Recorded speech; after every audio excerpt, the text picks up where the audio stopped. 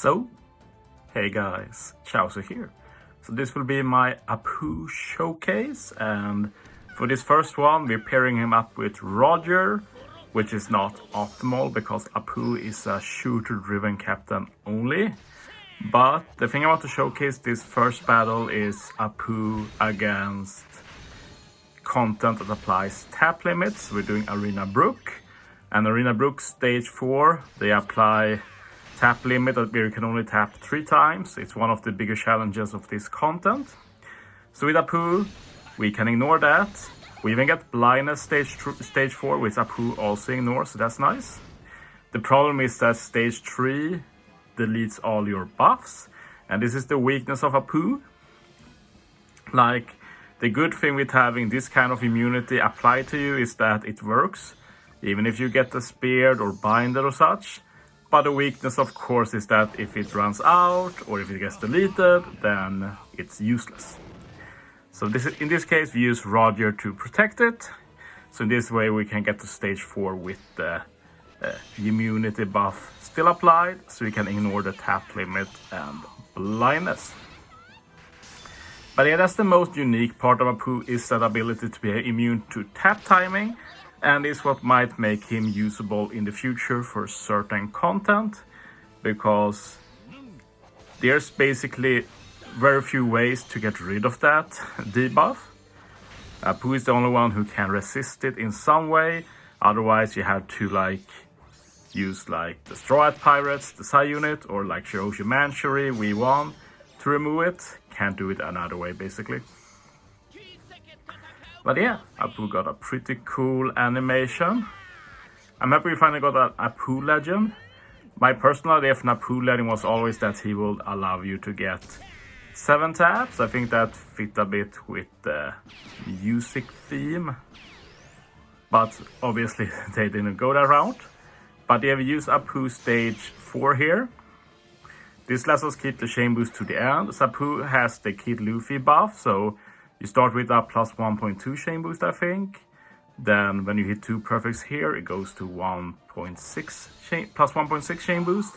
And finally after that you get a plus 2.0 chain boost, which is the second highest in the game after Super Tandem Nami. So pretty cool.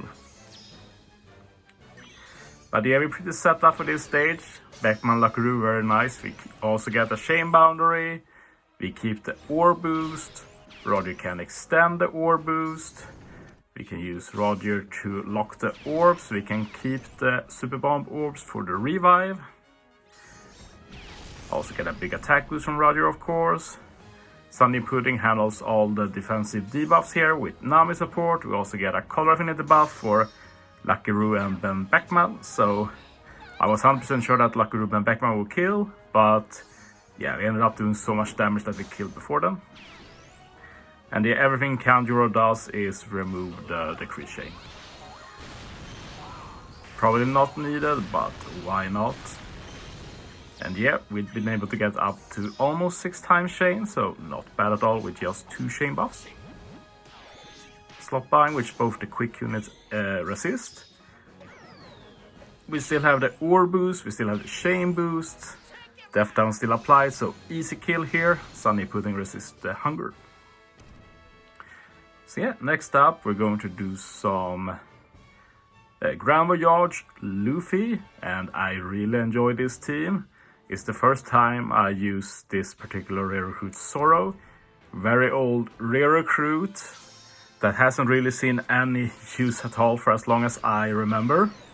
He basically just does a 1.75 times attack boost for cost 30 and below units. Which for this team is actually 4 of the units, because every sub is cost 30. So I kind of built around that.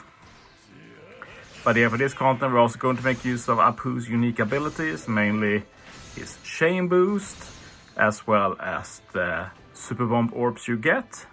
Because when Apoo uses his special, the top row and bottom row becomes super bomb orbs and you lock all orbs. That's why I run Megalo, because on the second turn of stage 4, I can use Megalo, lock the orbs again, and I keep them for the final stage. And the the Buggy Crew unit also gets a guaranteed orb with swap. So we got 5 guaranteed orbs on the team, which is very nice. One thing I knew I wanted to do, well, I knew 2 things. I knew I needed to burst right away final stage to make maximum use of Apoo's buffs, which forces Blackbeard, since he's the only one that can actually remove the damage limiter on stage 5.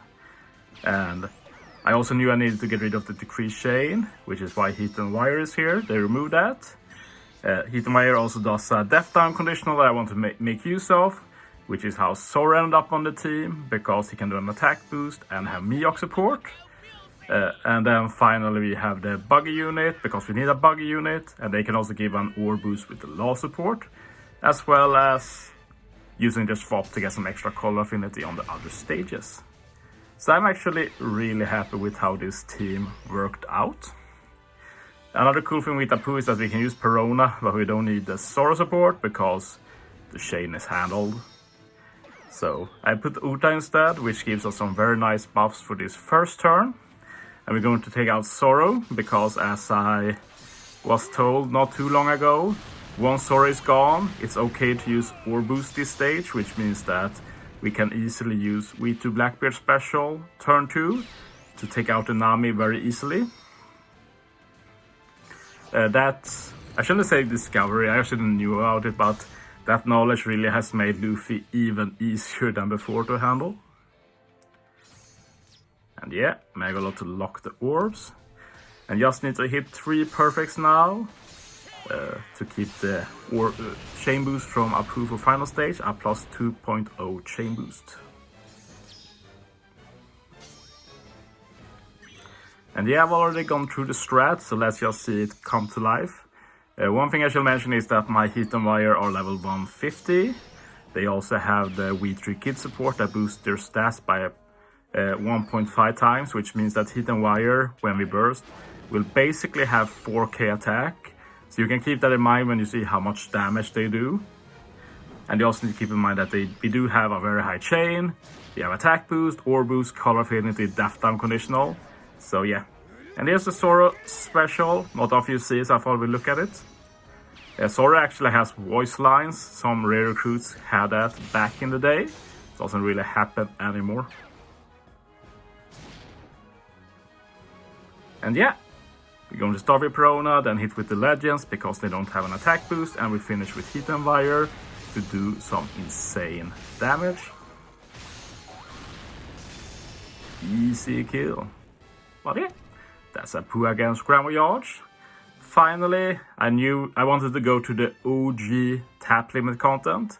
Colo Gyukimaru, this was the first content that had the tap limit. And it's, by today's standards, it's not a very serious tap limit. You could only tap 5 times instead of 6. So obviously not the end of the world. But this content was pretty hard back in the day. Not as hard today, but I've not done this for probably a year. So I just wanted to try it out.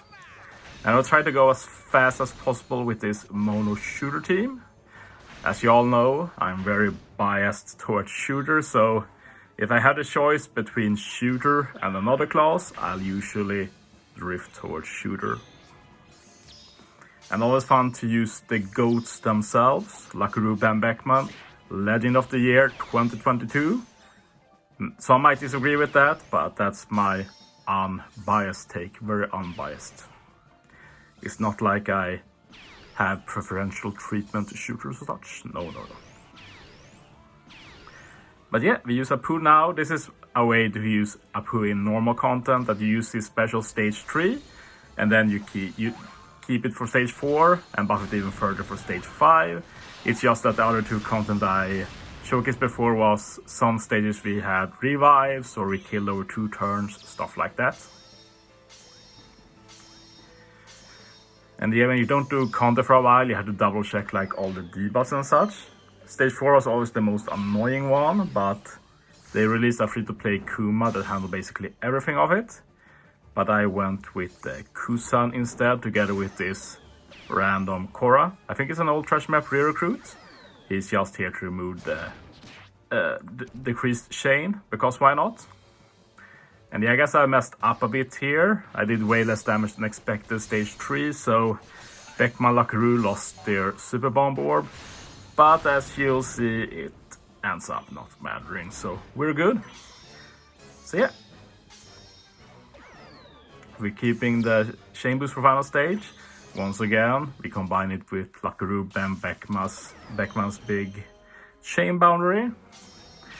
Puddin handles all the debuffs final stage, and since we are mono shooter, we automatically have a lot of barrier pens, so we can just ignore the barrier.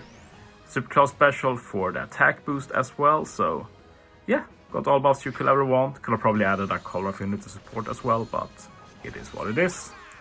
But yeah, that's the video. Thanks for watching, guys.